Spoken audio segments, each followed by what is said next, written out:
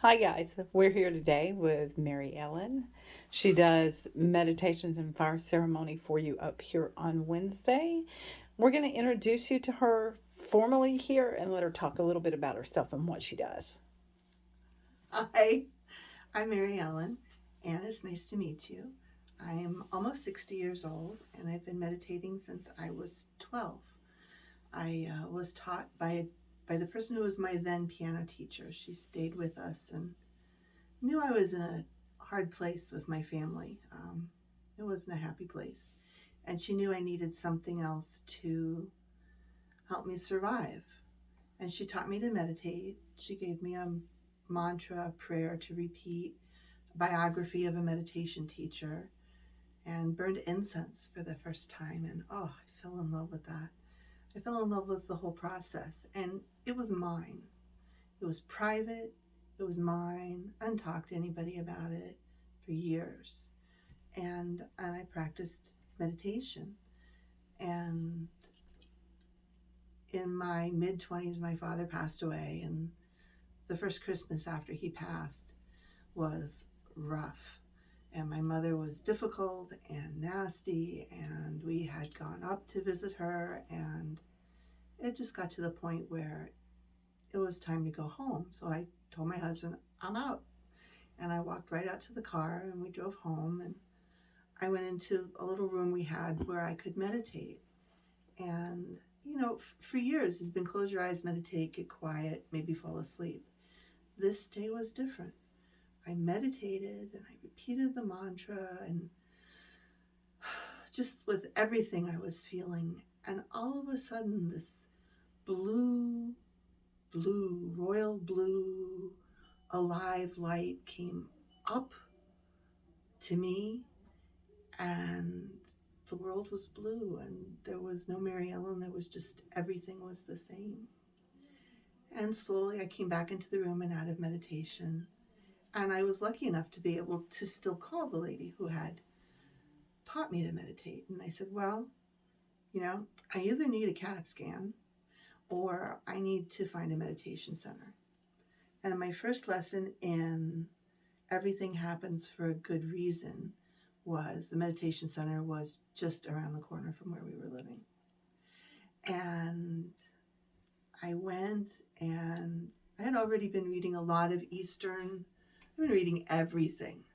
Western philosophy, Eastern philosophy, anything that could satisfy my search for there's got to be something more, there's got to be something better than the suffering and the nonsense that I'm dealing with. I need to lift myself up. And I went there and eventually became head of programming. I spoke and shared about meditation and taught meditation and led programs and intensives and ran the schedule until we moved north to here in Scranton. Um, and I loved it. I still love it. I I have from people who were in that group gone and trained with Dr. Alberto Villoldo in sacred energy medicine, luminous body work, and this is my mesa with the four directions: the south, the west, the north, no, south, yeah, west, north, and the east, with eagle, condor, serpent, Sachamama, great jaguar, hummingbird, and eagle and condor. I have petrified piece of wood here in the middle to represent the great tree of life. And I always have a thing about acorns, from the tiny acorn grows the strong oak. And I journal. I feel that that helps me have more insights. And so I may sketch while I'm still meditating and then later watercolor it in. So I strongly suggest that you meditate and keep a journal. This is mine where I saw Saturn with a water wheel, and then I colored it in, and I make my notes.